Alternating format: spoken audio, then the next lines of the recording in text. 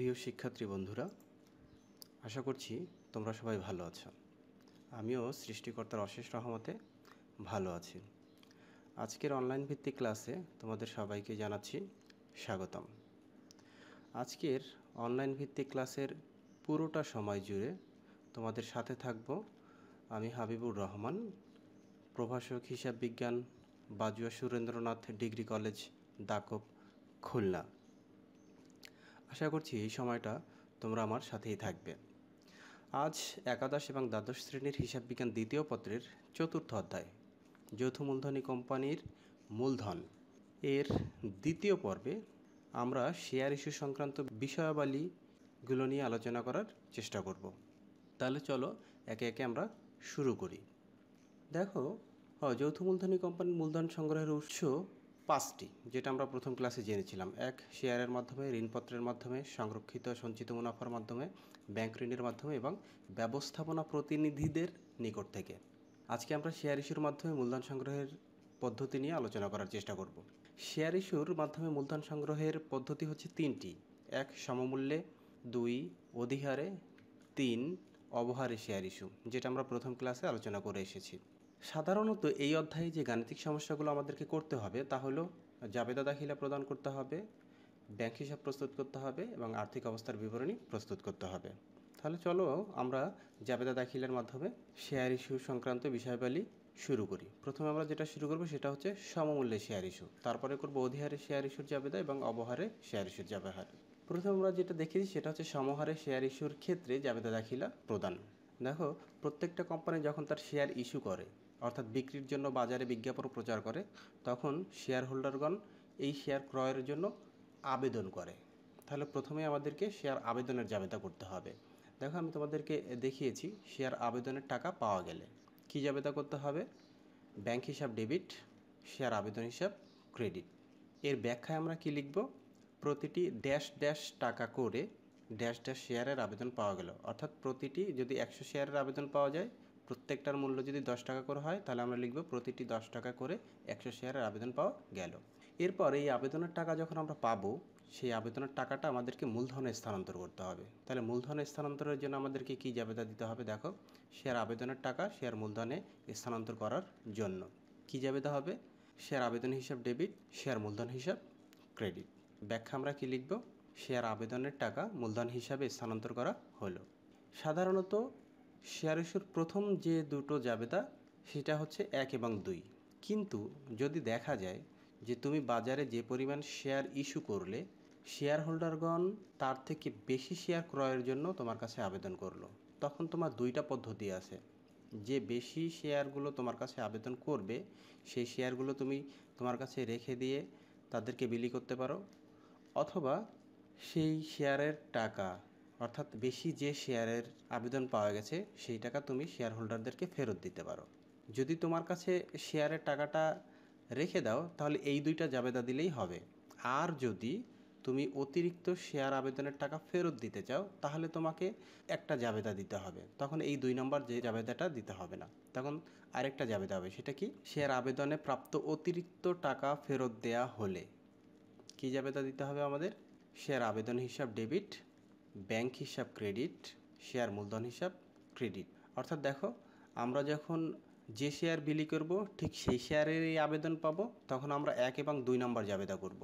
কিন্তু আমরা যে শেয়ার বাজারে ইস্যু করব তার থেকে বেশি শেয়ারের যদি আবেদন পাই এবং এই বেশি শেয়ারগুলো যদি আমরা ফেরত দেই, তখন আমরা 2 নম্বর জাবেদাটা করব না, তখন আমরা করব 1 নম্বর এবং 3 নম্বর জাবেদা। সেটা কি? সেটা হচ্ছে গিয়ে শেয়ার আবেদন হিসাব ডেবিট, ব্যাংক হিসাব ক্রেডিট এবং শেয়ার মূলধন হিসাব ক্রেডিট। টাকাটা কি হবে? আবেদনে যে টাকা পাবো সেটা আবেদনের এখানে বসাবো, এবং ব্যাংক হিসাবে বসাবো হচ্ছে যে পরিমাণ টাকা আমরা ফেরত দেবো সেই টাকা, এবং মূলধনে বসাবো যে পরিমাণ শেয়ার আমরা মূলধন হিসেবে বিক্রি করতে চাইছি সেই টাকাটা। ব্যাখ্যাতে আমরা কি লিখব? আবেদনে প্রাপ্ত শেয়ারের টাকা মূলধনে স্থানান্তর করে ড্যাশ ড্যাশ শেয়ারের টাকা ফেরত প্রদান করা হলো। আমরা একটা উদাহরণের সাহায্যে যদি সেটা বোঝার চেষ্টা করি, এই জাবেদাগুলো একটু দেখো। আমি তোমাদের জন্য উদাহরণ দিয়ে বোঝানোর চেষ্টা করেছি। দেখো, প্রতিটি 10 টাকা মূল্যের 1000 শেয়ার বিক্রয়ের জন্য ইস্যু করা হলো এবং 1000 শেয়ারের আবেদন পাওয়া গেল। দেখো, তুমি 10 টাকা মূল্যের 1000 শেয়ার ইস্যু করার জন্য বিজ্ঞাপন দিয়েছো এবং সেই 1000-এরই আবেদন পেয়েছো। তার মানে যা ইস্যু করছো তার আবেদন পাইছো, তাহলে আমাদের কি সমান। তাহলে সমানের ক্ষেত্রে আমাদের জাবেদা দিতে হবে কি 1 নম্বর এবং 2 নম্বর। দেখো ঠিক আছে কিনা জাবেদা। ব্যাংক হিসাব ডেবিট, প্রত্যেকটা 10 টাকা করে 1000 শেয়ার সমান সমান কত হয় 10,000। দ্বিতীয় হচ্ছে কি শেয়ার আবেদন হিসাব ক্রেডিট 10,000। ন্যারেশনে আমরা কি লিখেছি, প্রতিটি 10 টাকা করে 1000 শেয়ারের আবেদন পাওয়া গেল। 2 নম্বর জাবেদাটা আমরা কি লিখব, শেয়ার আবেদন হিসাব ডেবিট 10,000, শেয়ার মূলধন হিসাব ক্রেডিট 10,000। তাহলে দেখো আমরা প্রথমে আবেদনের টাকা পেলাম এবং সেই টাকাটা মূলধনে স্থানান্তর করলাম, এবং এটার ব্যাখ্যাটা আমরা কি লিখব, শেয়ার আবেদনের টাকা মূলধন হিসাবে স্থানান্তর করা হলো। এবার কথা হচ্ছে, যদি আমরা অতিরিক্ত আবেদন পাই এবং অতিরিক্ত শেয়ারের টাকাটা ফেরত দিয়ে দিই তাহলে কি হবে, আমরা এবার সেই উদাহরণটা দেখব। দেখো সেরকম একটা উদাহরণ আমি তোমাদের সামনে উপস্থাপন করেছি। প্রতিটি 10 টাকা মূল্যের 1000 শেয়ার বিক্রয়ের জন্য ইস্যু করা হলো এবং 1100 শেয়ারের আবেদন পাওয়া গেল, এবং অতিরিক্ত 1000 শেয়ারের আবেদনের টাকা আবেদনকারীদের ফেরত দেওয়া হলো। দেখো আমি তোমাদেরকে পূর্বেই বলেছি, ইস্যু করেছি কত শেয়ার 1000, কিন্তু আবেদন পেয়েছি কত শেয়ার 1100 শেয়ার। তাহলে আমরা অতিরিক্ত যে 100 শেয়ার পেয়েছি সেই 100 শেয়ার হচ্ছে কি আবেদনকারীকে ফেরত দিয়েছি। তাহলে অতিরিক্ত শেয়ারের টাকা যদি আমরা ফেরত দিই তাহলে আমরা বলেছিলাম আমরা 1 নম্বর এবং 3 নম্বর জাবেদা করব। তাহলে আমরা দেখি জাবেদা কি করেছি। প্রথম ব্যাংক হিসাব ডেবিট, শেয়ার আবেদন হিসাব ক্রেডিট। কত শেয়ার পেয়েছিলাম আমরা 1100 শেয়ারের আবেদন, কত টাকা করে 10 টাকা করে। তাহলে 1100 গুণ 10 সমান সমান 11,000 টাকা। সেটা আমরা ব্যাখ্যায় লিখে দিয়েছি। দেখো প্রতিটি 10 টাকা করে 1100 শেয়ার আবেদন পাওয়া গেল, এবং পরবর্তী জাবেদাটা ফেরতের কি জাবেদা দেবো আমরা। দেখো শেয়ার আবেদন হিসাব ডেবিট, ব্যাংক হিসাব ক্রেডিট, শেয়ার মূলধন হিসাব ক্রেডিট। ন্যারেশনে আমরা কি লিখব, শেয়ার আবেদনে প্রাপ্ত 1000 শেয়ারের টাকা মূলধনে স্থানান্তর করে 100 শেয়ারের টাকা ফেরত প্রদান করা হলো। দেখো আমরা 10 টাকা করে 100 শেয়ার ফেরত দিচ্ছি, সেটাকেই আমরা এখানে ক্রেডিট করেছি, আর বাকি যে টাকাটা থাকবে সেটা সাধারণত আমরা মূলধনে স্থানান্তর করব। মোটামুটি এই হচ্ছে আমাদের জাবেদা। শেয়ার অবহারে যখন ইস্যু করব তাও এই রকমই জাবেদা হবে, শেয়ার অধিহারে যখন ইস্যু করব তখন এই রকমই জাবেদা হবে, শুধুমাত্র অ্যাড করতে হবে কি অধিহারের শব্দটা এবং অবহারের শব্দটা। আচ্ছা আমরা পর্যায়ক্রমে চলো সেটা আমরা দেখে নিই। তাহলে সমহারে শেয়ার ইস্যুর ক্ষেত্রে যে জাবেদা দাখিলা প্রদান করতে হবে সেটা আমরা আলোচনা করলাম, আশা করছি তোমরা এটা বুঝতে পেরেছো। এরপরে আমরা আলোচনা করব অধিহারে শেয়ার ইস্যুর ক্ষেত্রে। এখানেও প্রথমে আমরা কিসের জাবেদা দেব, আবেদনের জাবেদা। আবেদনের জাবেদা সেম, ব্যাংক হিসাব ডেবিট, শেয়ার আবেদন হিসাব ক্রেডিট। ব্যাখ্যাও একই, প্রতিটি ড্যাশ ড্যাশ টাকা করে ড্যাশ ড্যাশ শেয়ারের আবেদন পাওয়া গেল। দ্বিতীয় নম্বরে জাবেদা শেয়ার আবেদনের টাকা শেয়ার মূলধন হিসাবে স্থানান্তর করার জন্য কী জাবেদা দেবো আমরা, শেয়ার আবেদন হিসাব ডেবিট, শেয়ার অধিহার হিসাব ক্রেডিট, শেয়ার মূলধন হিসাব ক্রেডিট। দেখো প্রিভিয়াস অর্থাৎ সমহারে শেয়ার ইস্যুর ক্ষেত্রে আমরা যে জাবেদা দিয়েছিলাম এখানেও কিন্তু তাই। অতিরিক্ত আছে কি শুধুমাত্র শেয়ার অধিহারের হিসাবটা, অর্থাৎ শেয়ার অধিহার হিসাবটা আমাদেরকে এইখানে অতিরিক্ত ক্রেডিট করে দিলেই হচ্ছে। অধিহার জিনিসটা কি সেটা কিন্তু আমি প্রথম ক্লাসেই তোমাদেরকে আলোচনা করেছি। যারা ক্লাসটি মিস করেছো তারা ক্লাসটি দেখে এসে এখান থেকে বোঝার চেষ্টা করবে। ন্যারেশনে আমরা কি লিখব, শেয়ার আবেদনের টাকা মূলধন হিসেবে স্থানান্তর করা হলো। এবার 3 নম্বরে আমরা কি লিখব, ওই একই কথা, শেয়ার আবেদনের প্রাপ্ত অতিরিক্ত শেয়ারের টাকা যদি ফেরত দেওয়া হয় তাহলে আমাদেরকে 1 নম্বর এবং 3 নম্বর জাবেদা করতে হবে, তখন 2 নম্বর জাবেদাটা অমিট হয়ে যাবে। কি করতে হবে দেখো, একই ধরনের জাবেদা পূর্বের মতো, শেয়ার আবেদন হিসাব ডেবিট, ব্যাংক হিসাব ক্রেডিট, শেয়ার অধিহার হিসাব ক্রেডিট, আর শেয়ার মূলধন হিসাব ক্রেডিট। ব্যাখ্যাতে আমরা কি লিখব, আবেদনে প্রাপ্ত ড্যাশ ড্যাশ শেয়ারের টাকা মূলধনে স্থানান্তর করে ড্যাশ ড্যাশ শেয়ারের টাকা ফেরত প্রদান করা হলো। তোমরা একটা যে বিষয় খেয়াল করেছো কি না দেখো, ফেরতের ক্ষেত্রে শুধুমাত্র ব্যাংক হিসাবটা অতিরিক্ত ক্রেডিট হয়ে যাবে, অর্থাৎ যখন আমরা অতিরিক্ত শেয়ার ফেরত দেবো তখন 1 নম্বর এবং 3 নম্বর জাবেদা করব, কিন্তু 3 নম্বর জাবেদাতে কি করব আমরা, ব্যাংক হিসাবটা অতিরিক্ত ক্রেডিট করে দেব।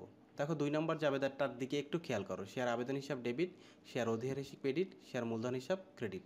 এইখানে কিন্তু সেটাও আছে, শেয়ার আবেদন হিসাব ডেবিট, শেয়ার অধিহার হিসাব ক্রেডিট এবং শেয়ার মূলধন হিসাব ক্রেডিট। অতিরিক্ত কি অ্যাড হয়েছে, ব্যাংক হিসাব ক্রেডিট, অর্থাৎ ফেরত প্রদানের ক্ষেত্রে আমাদের ব্যাংক হিসাবটা ক্রেডিট করে অতিরিক্ত একটা এন্ট্রি করতে হবে। উদাহরণের সাহায্যে আমরা বোঝানোর চেষ্টা করেছি তোমাদেরকে। দেখো প্রথম নম্বর উদাহরণ যেটা দেওয়া আছে, প্রতিটি 10 টাকা অভিহিত মূল্যের 1000 শেয়ার 11 টাকা করে বিক্রয়ের জন্য ইস্যু করা হলো এবং 1000 শেয়ারের আবেদন পাওয়া গেল।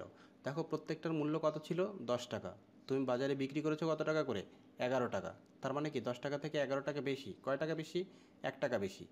এই 1 টাকা বেশি হচ্ছে তোমার শেয়ার প্রতি অধিহার, অর্থাৎ অভিহিত মূল্য যা তার থেকে যদি তুমি বেশি টাকায় বাজারে শেয়ার বিক্রি করো তাহলে সেটি হচ্ছে তোমার শেয়ার অধিহার। তাহলে আমরা প্রথম জাবেদাটা কি দেব?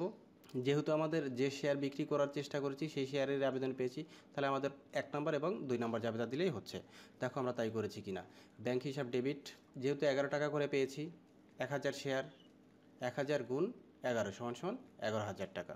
আর শেয়ার আবেদন হিসাব ক্রেডিট 11,000 টাকা। ব্যাখ্যাতে আমরা তাই লিখেছি, প্রতিটি 11 টাকা করে 1000 শেয়ারের আবেদন পাওয়া গেল। 2 নম্বর জাবেদাতে আমরা কি লিখব?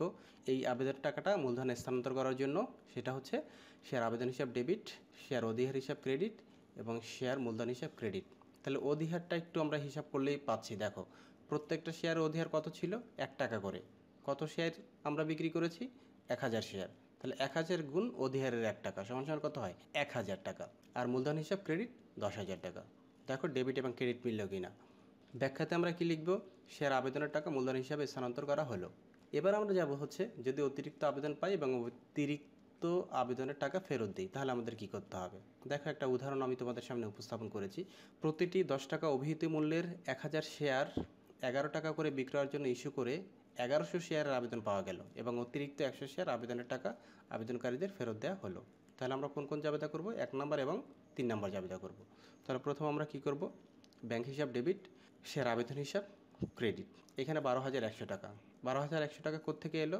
11 টাকা করে 1100 শেয়ারের আবেদন পেয়েছি। তাহলে 11 গুণ 1100 সমান সমান 12,100 টাকা। এরপর আমরা ব্যাখ্যাতে কী লিখব? প্রতিটি 10 টাকা করে 1100 শেয়ারের আবেদন পাওয়া গেল। এবার আমাদেরকে বলা হয়েছে যে অতিরিক্ত 100 শেয়ার পেয়েছিলাম সেটা আমরা ফেরত দিয়ে দেবো। তাহলে ফেরতের প্রদানের ক্ষেত্রে আমাদের জাবেদাটা কী করতে হবে? দেখো একটু, শেয়ার আবেদন হিসাব ডেবিট, ব্যাংক হিসাব ক্রেডিট, শেয়ার অধিহার হিসাব ক্রেডিট, শেয়ার মূলধন হিসাব ক্রেডিট। শেয়ার অধিহারের টাকাটা তো তোমরা বুঝতে পেরেছো। এবার ব্যাংক হিসাব ক্রেডিট কী করে হলো 1100 টাকা সেটা দেখো। আমরা 100 শেয়ার বেশি পেয়েছিলাম, প্রত্যেকটার মূল্য কত করে? 11 টাকা করে। তাহলে 11 টাকা গুণ 100 সমান সমান 1100 টাকা। আশা করছি তোমরা বুঝতে পেরেছো। এরপর আমরা ব্যাখ্যা লিখব। ব্যাখ্যায় কী লিখব? আবেদনে প্রাপ্ত 1000 শেয়ারের টাকা মূলধন হিসাবে স্থানান্তর করে 100 শেয়ারের টাকা ফেরত প্রদান করা হলো। তাহলে অধিহারের শেয়ার ইস্যুর ক্ষেত্রে যে জাবেদাগুলো আমাদেরকে দিতে হবে সেটা আমরা জানলাম। আশা করছি তোমরা এটাও বুঝতে পেরেছো। এরপর যাব আমরা অবহারে শেয়ার ইস্যুর ক্ষেত্রে কি কি জাবেদা দিতে হবে। দেখো সেম জিনিস, শুধুমাত্র অধিহারটাকে আমরা যখন ক্রেডিট করেছিলাম, এখানে অবহারটাকে আমরা ডেবিট করব, এটুকুনি পার্থক্য। দেখো আবেদনের টাকা পাওয়া গেলে কি জাবেদা দেবো আমরা? ব্যাংক হিসাব ডেবিট, শেয়ার আবেদন হিসাব ক্রেডিট, প্রতিটি ড্যাশ ড্যাশ টাকা করে ড্যাশ ড্যাশ শেয়ারের আবেদন পাওয়া গেল। দ্বিতীয় হচ্ছে গিয়ে মূলধন স্থানান্তর করার জন্য কি জাবেদা দেব? শেয়ার আবেদন হিসাব ডেবিট, শেয়ার অবহার হিসাব ডেবিট, শেয়ার মূলধন হিসাব ক্রেডিট। দেখো যখন আমরা অধিহার করেছিলাম তখন অধিহারটা কী করেছিলাম? ক্রেডিট। আর এইখানে অবহার এসেছে, অবহার হিসাবটাকে আমরা কী করব? ডেবিট। এই ডেবিট এবং ক্রেডিট কেন হচ্ছে এটা তোমাদেরকে একটু বলি। দেখো সাধারণত অধিহার বলতে কি বোঝায়? বেশি মূল্যে বিক্রি, তার মানে আমাদের লাভে বিক্রি করা হয়েছে, আর লাভ সবসময় কি হয়? ক্রেডিট। আর অবহার মানে কি? অবহার হচ্ছে গিয়ে ক্ষতিতে বিক্রি করা, অর্থাৎ আমার শেয়ারের মূল্য যা তার থেকে যদি কম মূল্যে বিক্রি করি সেটাই হচ্ছে আমার অবহার। আর এই অবহার বা ক্ষতি কি হয়? ডেবিট হয়। তাই জাবেদাতে আমরা অবহার হিসাবটাকে ডেবিট করে দেখাচ্ছি। ব্যাখ্যাতে কী লিখব? আগে যা লিখেছি তাই। এবং 3 নম্বরে কী লিখব আমরা? ওই যে শেয়ার আবেদনে প্রাপ্ত অতিরিক্ত শেয়ারের টাকা ফেরত দেওয়া হলে কী জাবেদা দিতে হবে? একই জিনিস, শুধুমাত্র অবহারটা চলে আসবে, এই ব্যাংক হিসাবটা ক্রেডিট করতে হবে, এইটাই। শেয়ার আবেদন হিসাব ডেবিট, অবহার হিসাব ডেবিট এবং ব্যাংক হিসাব ক্রেডিট, শেয়ার মূলধন হিসাব ক্রেডিট। ব্যাখ্যাতে যা লিখেছি পিছনে এখানেও তাই। উদাহরণের সাহায্যে যদি বোঝার চেষ্টা করি, দেখো প্রতিটি 10 টাকা অভিহিত মূল্যের 1000 শেয়ার 9 টাকা করে বিক্রয়ের জন্য ইস্যু করা হলো এবং 1000 শেয়ারের আবেদন পাওয়া গেল।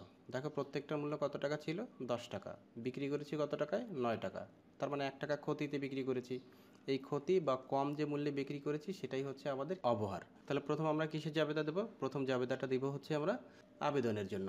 ব্যাংক হিসাব ডেবিট, শেয়ার আবেদন হিসাব ক্রেডিট। কত টাকা করে? দেখো 9 টাকা করে আমরা বিক্রি করেছিলাম এবং কত শেয়ারের আবেদন পেয়েছি? 1000। তাহলে 1000 গুণ 9 সমান সমান 9000 টাকা। ব্যাখ্যাতে আমরা তাই লিখেছি। 2 নম্বরে হচ্ছে কি শেয়ার আবেদনের টাকা আমরা মূলধনে স্থানান্তর করব। কি জাবেদা দেব? শেয়ার আবেদন হিসাব ডেবিট, ওই সেই 9000 টাকা। শেয়ার অবহার হিসাব ডেবিট, 1000 টাকা। কোত্থেকে আসলো? যেহেতু আমরা 10 টাকার শেয়ার 9 টাকায় বিক্রি করেছি, 1 টাকা ক্ষতি হয়েছে প্রত্যেক শেয়ারে। তাহলে প্রত্যেক শেয়ারে যদি 1 টাকা ক্ষতি হয় তাহলে 1000 শেয়ারে কত টাকা ক্ষতি হয় সেটাই অবহার হিসাবে হবে। তাহলে 1 গুণ 1000 সমান সমান 1000 টাকা। তাহলে অবহার হিসাবে ডেবিট হবে কত টাকা? 1000 টাকা। এবং শেয়ার মূলধন হিসাব ক্রেডিট 10,000 টাকা। মূলধন হিসেব 10,000 টাকা কোত্থেকে হলো? যেহেতু আমাদের মূল্য হচ্ছে 10 টাকা করে, এটাই কিন্তু মূলধনে যাবে। তখন কিন্তু মূলধনের ক্ষেত্রে কিন্তু তুমি 9 টাকা করে হিসাব করতে পারবা না। কারণ হচ্ছে কি এইখানে যে 1 টাকা অবহার হয়েছে সেটা কিন্তু আমরা অবহার হিসাবে দেখিয়ে এসেছি। সুতরাং মূলধন যখন ক্যালকুলেট করব তখন আমাদের অবশ্যই অভিহিত মূল্যে দেখাতে হবে। ব্যাখ্যা আমরা কি লিখব? শেয়ার আবেদনের টাকা মূলধন হিসেবে স্থানান্তর করা হলো। তোমরা সবসময় এই জাবেদাটা এবং এই জাবেদাটা মিলিয়ে দেখবে সেম আছে কিনা। এরপরে যাব আমরা হচ্ছে যদি অতিরিক্ত আবেদন পাই এবং অতিরিক্ত আবেদনের টাকা যদি আমরা ফেরত দিই তাহলে কি করতে হবে? দেখো একই জিনিস, প্রতিটি 10 টাকা অভিহিত মূল্যের 1000 শেয়ার 9 টাকা করে বিক্রয়ের জন্য ইস্যু করে 1100 শেয়ারের আবেদন পাওয়া গেল। অর্থাৎ 1000 শেয়ার আমরা ইস্যু করেছিলাম, 1100 শেয়ার আবেদন পেয়েছি, অর্থাৎ 100 শেয়ার বেশি পেয়েছি এবং এই অতিরিক্ত 100 শেয়ার আবেদনের টাকা আবেদনকারীদেরকে ফেরত দেওয়া হলো। তাহলে আমরা জাবেদাটা একটু করে ফেলি। ব্যাংক হিসাব ডেবিট, শেয়ার আবেদন হিসাব ক্রেডিট। কত টাকা করে? 9 টাকা করে। কত শেয়ারের আবেদন পেয়েছিলাম আমরা? 1100 শেয়ার। তাহলে 1100 গুণ 9 সমান সমান 9,900 টাকা। ব্যাখ্যা আমরা লিখেছি প্রতিটি 9 টাকা করে 1100 শেয়ারের আবেদন পাওয়া গেল এবং এই যে অতিরিক্ত 100 শেয়ার পেয়েছি সেই টাকাটা আমরা ফেরত দিয়েছি। তাহলে আমাদের 3 নম্বর জাবেদাটা করতে হবে। 3 নম্বর জাবেদার ক্ষেত্রে কী আছে? প্রথমেই শেয়ার আবেদন হিসাব ডেবিট 9,900 টাকা, শেয়ার অবহার হিসাব ডেবিট 1,000 টাকা, যেটা আমরা পূর্বে বলে এসেছি। 3 নম্বর হচ্ছে ব্যাংক হিসাব ক্রেডিট 900 টাকা। 900 টাকা কোত্থেকে আসলো? যেহেতু আমরা এই যে 100 শেয়ারের টাকা ফেরত দিয়ে দিয়েছি। কয় টাকা করে পেয়েছিলাম আমরা? 9 টাকা করে। সেহেতু 100 গুণ 9 সমান সমান 900 টাকা এবং শেয়ার মূলধন হিসাব ক্রেডিট কত টাকা? 10,000 টাকা। দেখো মূলধনে কিন্তু কখনো কোথাও মানে হচ্ছে চেঞ্জ হয় নাই। 10,000 10,000 10,000 10,000ই আছে। অর্থাৎ অভিহিত মূল্য যা গুণ আমার অ্যাকচুয়াল শেয়ার যা তা গুণ করেই আমাদের মূলধনটা নির্ণয় করতে হবে। এই হচ্ছে মোটামুটি আমাদের শেয়ার এর জাবেদা, অর্থাৎ সমহারে শেয়ার ইস্যু, অধিহারে শেয়ার ইস্যু এবং অবহারে শেয়ার ইস্যুর ক্ষেত্রে এই জাবেদাগুলো দিলে হয়ে যাবে। এছাড়া অতিরিক্ত কিছু জাবেদা আমরা পাবো, সেটা হচ্ছে গিয়ে যখন আমরা গাণিতিক সমস্যাগুলো করতে যাব সেই গাণিতিক সমস্যাগুলোর সামনে চলে আসলে আমরা সেগুলো সলভ করব। এর পরবর্তীতে আমরা হচ্ছে গিয়ে এটা ন্যারেশন দিয়ে এই জাবেদাগুলো শেষ করে দেব। পরবর্তীতে দেখো আরেক কিছু জাবেদা নিয়ে আমি তোমাদের কাছে আলোচনা করব। সেটা হচ্ছে গিয়ে কোম্পানি কিছু কিছু সময় শেয়ারের মাধ্যমে কোম্পানির জন্য কোনো অর্থ গ্রহণ না করে সম্পত্তি গ্রহণ করে থাকে, অর্থাৎ শেয়ারের বিনিময়ে সম্পত্তি ক্রয় করে থাকে, তখন নিম্নের জাবেদা দিতে হবে। অর্থাৎ একটা কোম্পানি বাজারে শেয়ার ছাড়লো, ওই শেয়ারের বিনিময়ে কোনো টাকা নিল না, কী নিল? সম্পত্তি।